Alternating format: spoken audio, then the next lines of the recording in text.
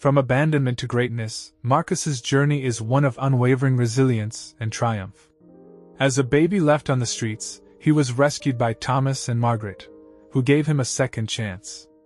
Facing bullying and adversity, Marcus found hope in the world of boxing, inspired by a legendary match. With the support of his adoptive parents and a retired boxer, he fought his way to the top. Watch as Marcus battles his way through setbacks and fierce competitors to claim the World Heavyweight Championship. Witness his heartwarming return, where he gives back to those who raised him, finds love, and transitions to a new chapter of his life. His story is a powerful testament to the strength of dreams, the impact of support, and the drive to overcome all odds. Experience the journey of a man who turned his struggles into a legacy of inspiration.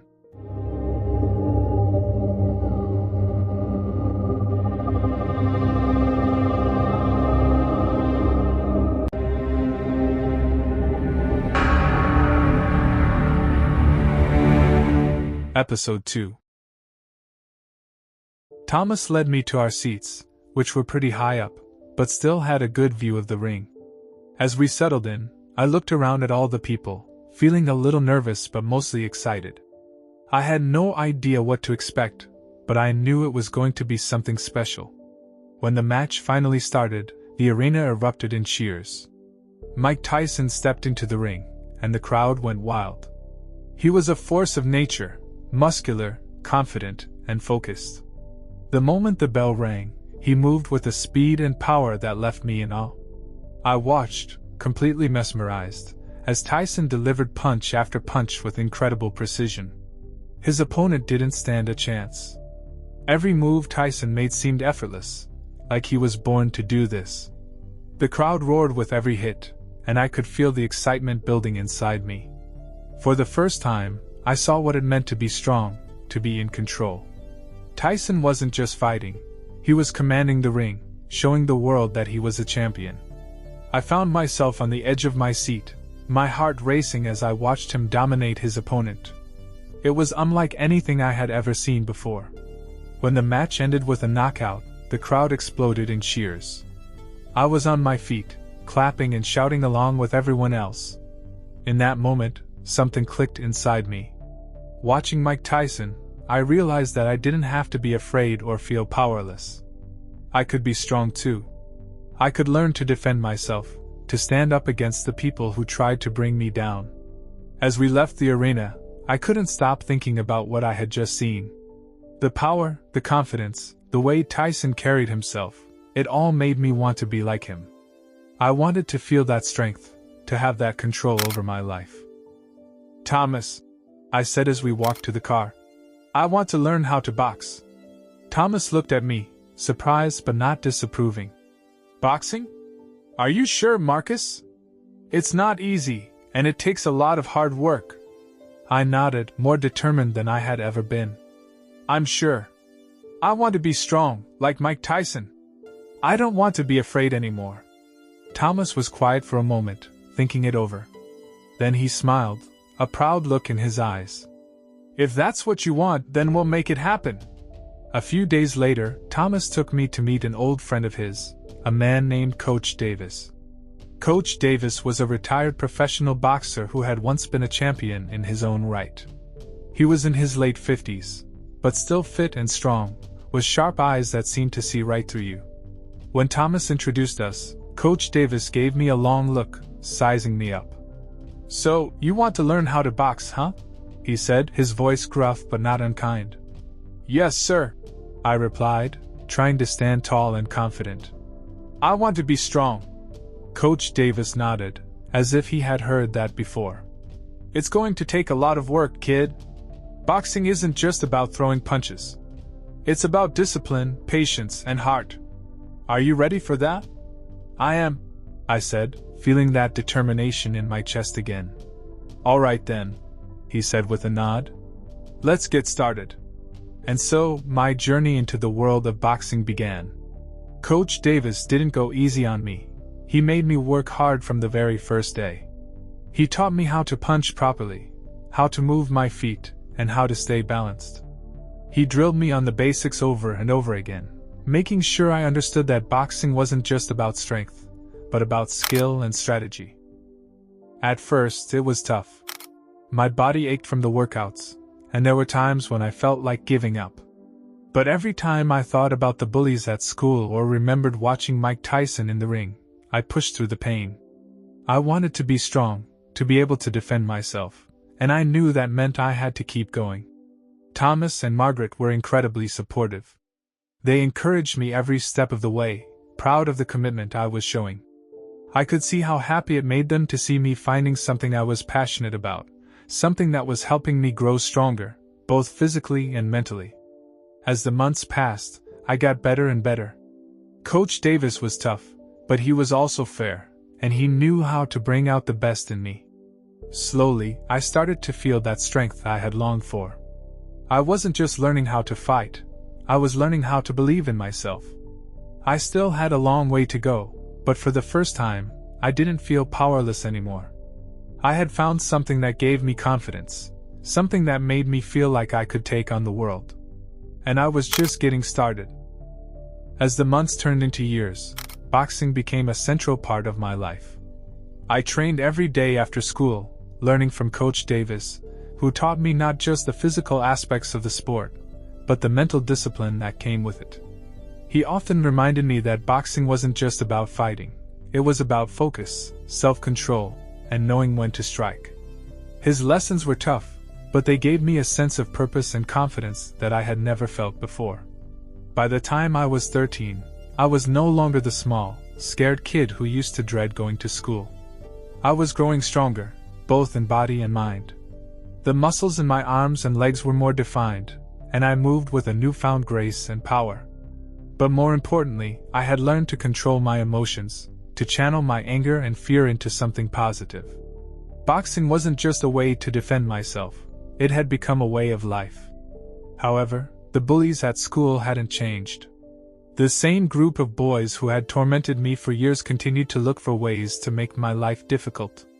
They were still bigger than me, but I was no longer afraid of them. I had learned to avoid confrontations whenever possible, not because I was scared, but because I had nothing to prove. Coach Davis had taught me that real strength wasn't about showing off or picking fights. It was about knowing when to walk away. But there comes a time when walking away isn't an option. One afternoon, as I was leaving school, I noticed the group of bullies waiting by the gate. They were leaning against the fence, laughing and joking like they didn't have a care in the world. As soon as they saw me, their smiles turned into sneers, and I knew they were planning something. "Hey, Marcus!" one of them called out, his voice dripping with mockery. "Where do you think you're going?" I ignored them and kept walking, hoping they would just let me pass. But of course, they didn't. They surrounded me, blocking my path, just like they used to do when I was younger. I could feel the tension in the air, and for a brief moment, the old fear tried to creep back in. But then I remembered everything I had learned, and I stood my ground. "Move," I said firmly, looking the leader of the group right in the eye.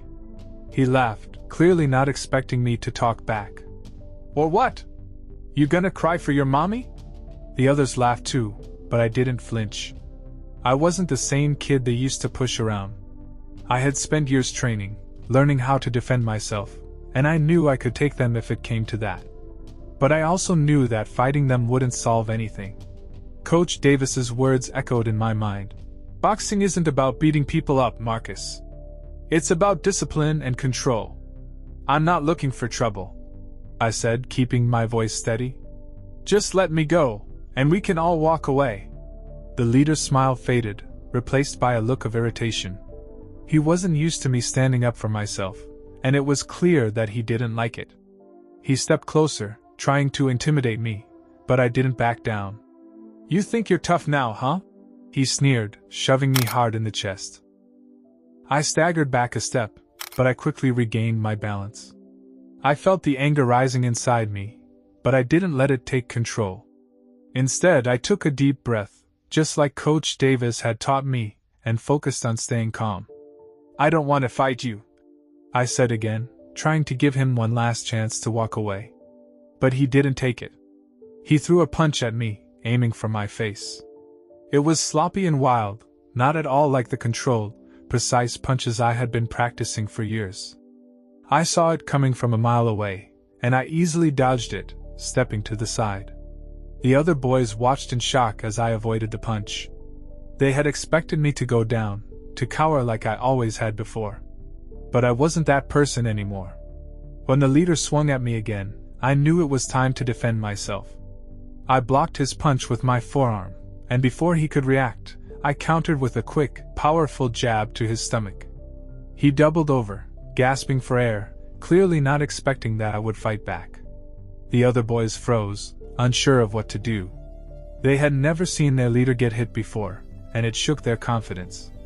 I didn't give them a chance to recover.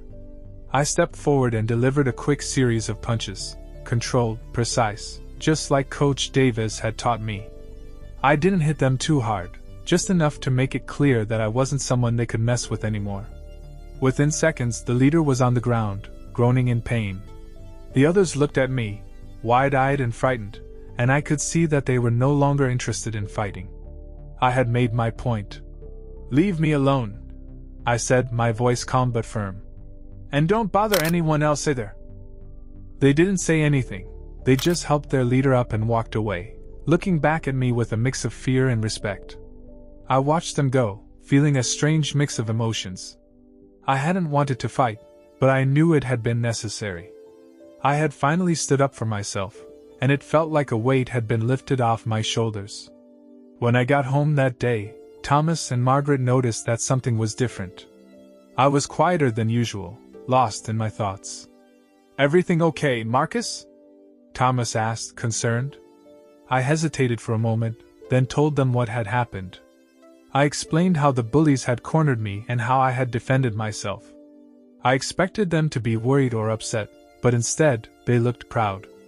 "You did the right thing," Thomas said, nodding. "I'm glad you stood up for yourself. Sometimes you have to show people that you're not someone to be pushed around."